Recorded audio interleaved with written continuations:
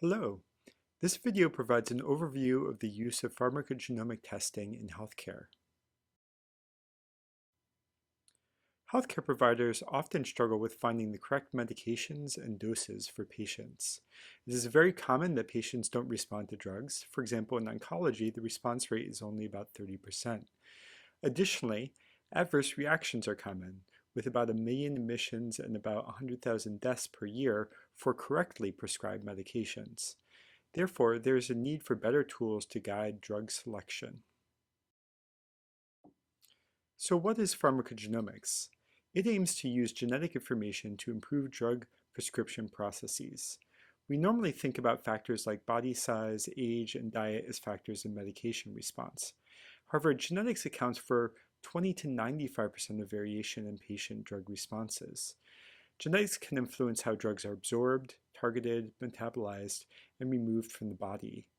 There are known genetic variants that can be tested to guide treatment. This shows how pharmacogenomic information works.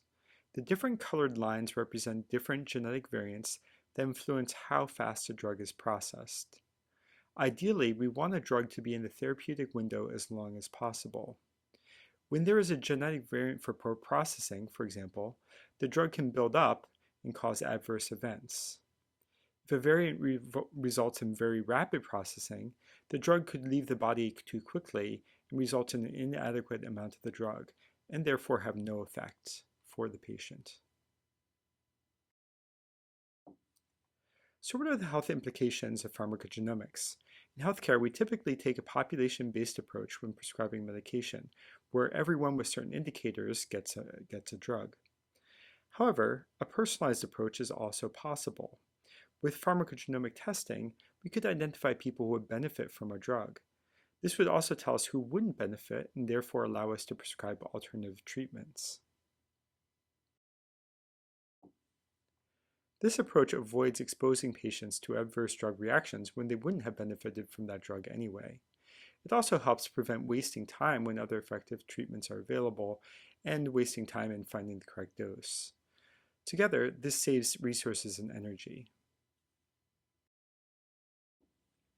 So what are some examples of pharmacogenomics? Well, breast cancer is often treated with tamoxifen endocrine therapy. It is known that the enzyme CYP2D6 converts tamoxifen into its active form, but there are a number of genetic variants that influences how fast this enzyme works. It's been shown that this influences medication effectiveness and mortality rates. Additionally, this has implications for drug interactions. When there is a slow processing genetic variant, depression medications Paxil and Prozac inhibit CYP2D6. This can prevent tamoxifen from being effective. In those cases, another depression medication could be recommended for people with this genetic trait.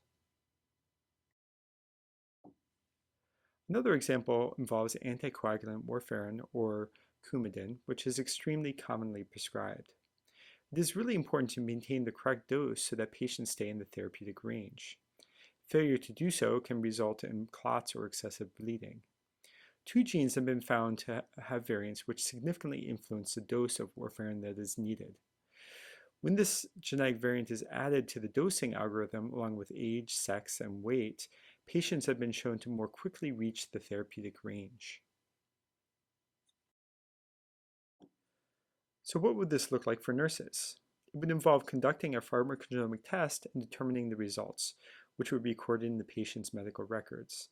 The findings could be used by the care team to select a drug, change to a different drug, or adjust the drug dosage.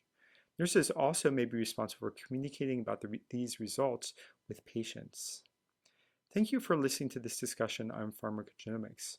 We'd appreciate your perspective on the benefits and limitations of this strategy.